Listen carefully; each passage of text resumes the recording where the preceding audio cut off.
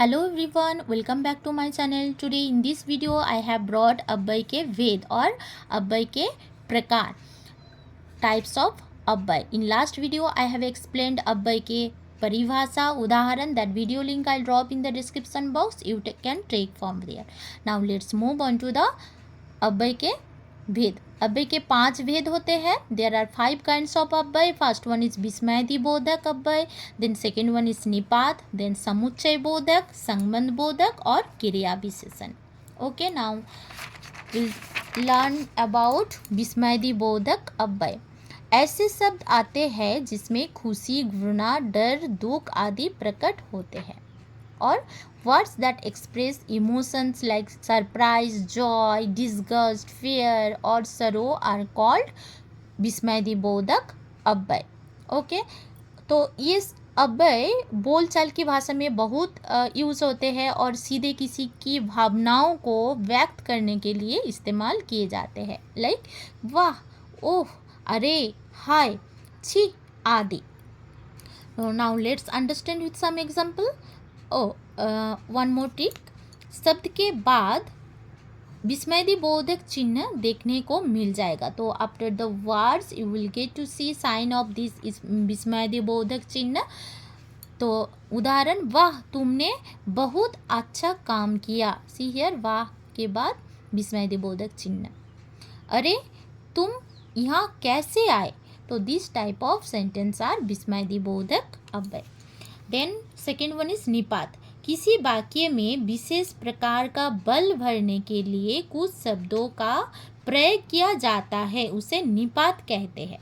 तो विशेष प्रकार के बल भरने के लिए मीन्स ये वाक्य में विशेष भाव प्रकट करने के लिए प्रयुक्त होते हैं और अर्थ को अधिक स्पष्ट करने के लिए प्रयुक्त होते हैं. ये शब्द किसी संज्ञा, सर्वनाम, क्रिया या विशेषण के साथ जुड़कर वाक्य में विशेष प्रभाव उत्पन्न करते हैं. ओके, तो जैसे ही, मात्र, तक, सिर्फ आदि. और निपात are words used in a sentence to add emphasis और another word without changing the structure of the sentence. These words do not have any independent meaning but enhance the meaning of the words. Okay, तो निपात वाक्य में विशेष भाव प्रकट करने के लिए प्रयुक्त होते हैं. Now let's understand with some example. ये काम मैं ही करूँगा. अगर मैं लिखती ये काम मैं करूँगी और करूँगा, तो दोनों में फ़र्क है ना. ये काम मैं ही करूँगा, देन मैं तुमसे सिर्फ मदद चाहता हूँ. ये परीक्षा केवल 10 मिनट में समाप्त हो जाएगी. तो ही, सिर्फ, केवल, ये क्या करते हैं, ये वाक्य में विशेष भाव प्रकट करने के लिए प्रयुक्त होते हैं. ओके, और अर्थ को अधिक स्पष्ट करने के लिए प्रयुक्त हो रहे हैं. तो इसीलिए ये क्या है, निपात है. ओके, देन समुच्चय बोधक.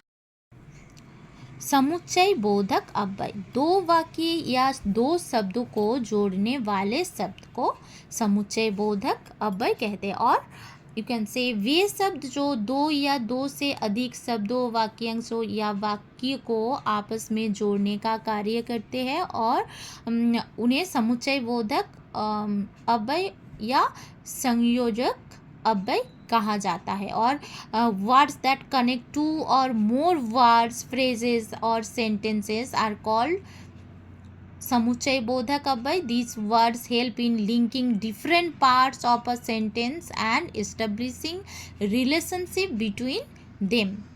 जैसे और, यद्यपि, एवं आदि. तो समुच्चय बोधक के दो भेद होते हैं, समानाधिकरण और व्याधिकरण. ओके, तो समानाधिकरण मीन्स जिसमें वाक्य या शब्दों को समान रूप से जोड़ा जाता है उसे समानाधिकरण समुच्चय बोधक अव्यय कहते हैं. मीन्स वे अव्यय जो वाक्य या शब्दों को समान रूप से जोड़ते हैं. और this conjunction join words or sentence in an equal manner and meaning all connected parts have the same importance. That is समानाधिकरण समुच्चय बोधक अव्यय. जैसे उदाहरण देख लेते हैं, विनोद और भोलू बाजार गए हैं। समानाधिकरण में दोनों वाक्य समान और पूरे मिलेंगे। सी है, विनोद और भोलू बाजार गए हैं, समान, दोनों वाक्य समान और पूरे हैं। देन निपुणा और मीना भोजन कर रही है ना। तो ये क्या है, समानाधिकरण, समुच्चय बोधक, अव्यय। देन व्याधिकरण, जिसमें वाक्य या शब्द को समान रूप से जोड़ा नहीं जाता है उसे व्याधिकरण कहते हैं। मीन्स वे अव्यय जो वाक्य या शब्द को समान रूप से नहीं जोड़ते बल्कि एक को दूसरे पर निर्भर बनाते हैं।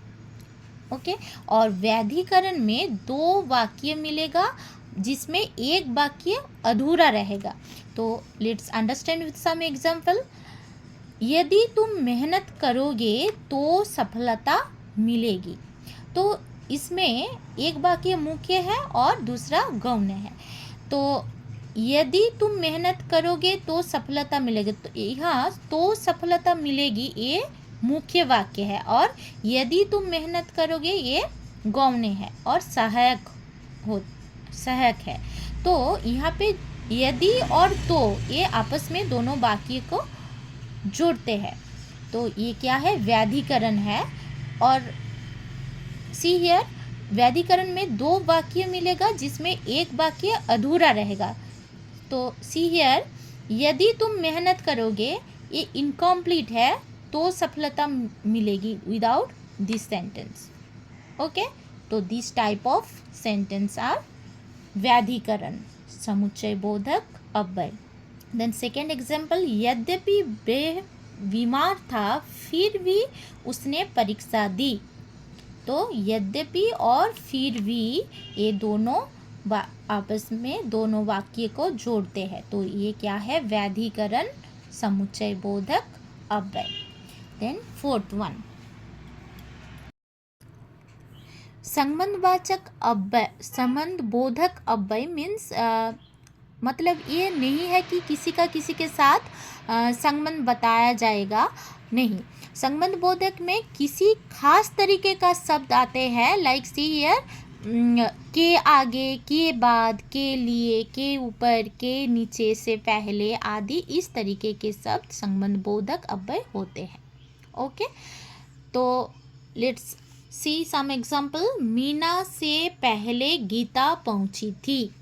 से पहले, वहाँ बाएं की ओर तालाब है, जंगल के पीछे एक बड़ा सा घर है। तो से पहले, बाएं की ओर, के पीछे, this type of words when you can see in any sentence immediately make sure this are संबंध बोधक अव्यय। ओके, देन लास्ट वन, क्रिया विशेषण।